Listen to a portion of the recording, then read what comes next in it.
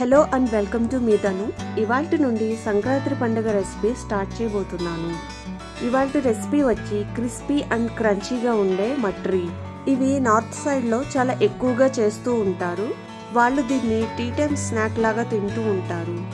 ఇవి చూడటానికి చెక్కల్లాగా ఉంటాయి, కానీ దీని రుచి టెక్స్చర్ వేరేలా ఉంటాయి. మరి ఈ మట్రీ ఎలా చేయాలో రెసిపీ చూసే కన్నా ముందర మా ఛానల్ని కొత్తగా చూస్తున్నట్లయితే సబ్స్క్రైబ్ అండ్ లైక్ చేయండి. ఇంకా రెసిపీ స్టార్ట్ చేద్దామా? ముందుగా ఒక బౌల్లో 200 గ్రామ్ మైదా తీసుకోండి. ఇందులో సాల్ట్ 1 టీ స్పూన్, జీలకర్ర 1 టీ స్పూన్, ఇంగువ కొంచెం, కసూరి మేతి 1/2 టీ స్పూన్, అలానే 1/2 టీ స్పూన్ వామ్ యాడ్ చేయాలి. వాముని ఇలా చేత్తో నలిపి వేయాలి.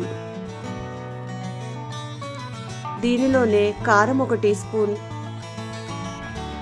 50 గ్రామ్స్ హాట్ నెయ్యి వేసి ముందుగా స్పూన్తో మిక్స్ చేయాలి. ఎందుకంటే నెయ్యి వేడిగా ఉంది కదా. నెయ్యి కొంచెం వేడి తగ్గిన తర్వాత చేత్తో కలుపుకొని మోయిన్ చేయాలి. ఇలా చేత్తో తీసుకుంటే ముద్దలా రావాలి. ఇప్పుడు దీనిలో హాట్ వాటర్ కలపాలి. ఏదైనా స్పూన్ లేదా గరిటెతో తీసుకొని పిండిలో కొంచెం కొంచెంగా కలుపుతూ పిండి గట్టిగా కలపాలి. ఇవి చాలా గుల్లగా ఉంటాయి, మన చెక్కల్లాగా గట్టిగా ఉండవు. ఎప్పుడు చేసే చెక్కలకి బదులుగా ఈసారి ఈ మట్రీ ట్రై చేసి చూడండి, చాలా బాగుంటాయి. ఈ రెసిపీలో కసూరి మేతి అస్సలు మిస్ చేయకండి. కసూరి మేతి ఫ్లేవర్ వల్ల మట్రీ చాలా టేస్టీగా ఉంటుంది. మట్రీ చేయడానికి పిండి రెడీ అయింది. దీన్ని ఇప్పుడు 1 అవర్ వరకు రెస్ట్ చేయనిద్దాం. 1 అవర్ రెస్ట్ అయిన తర్వాత పిండిని ఒకసారి ఇలా కలిపి దీన్ని చపాతీ ముద్దంతా తీసుకుని చపాతీలాగా రోల్ చేసుకోవాలి. మట్రీ చాలా వేరియేషన్స్తో చేస్తారు. పాలకూరతో, కొత్తిమీరతో, గుజరాతీ మట్రీ అని ఇలా రకరకాలుగా చేస్తారు. ఈరోజు మనం చేస్తుంది కసూరి మేతి మట్రీ. చపాతీ మరీ పల్చగా చేయకూడదు, ఈ సైజులో ఉండాలి. ఇప్పుడు మనకి కావలసిన సైజులో కట్ చేసుకోవాలి. నేను ఇంట్లో ఉన్న చిన్న మూత తీసుకుని దానితో రౌండ్ షేప్ లాగా కట్ చేసుకున్నాను.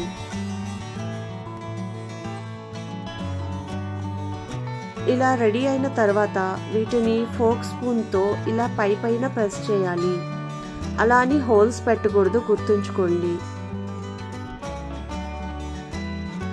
ఇలా చేయడం వల్ల మట్రీ లోపల వరకు మంచిగా ఫ్రై అవుతాయి అండ్ చూడటానికి కూడా బాగుంటాయి.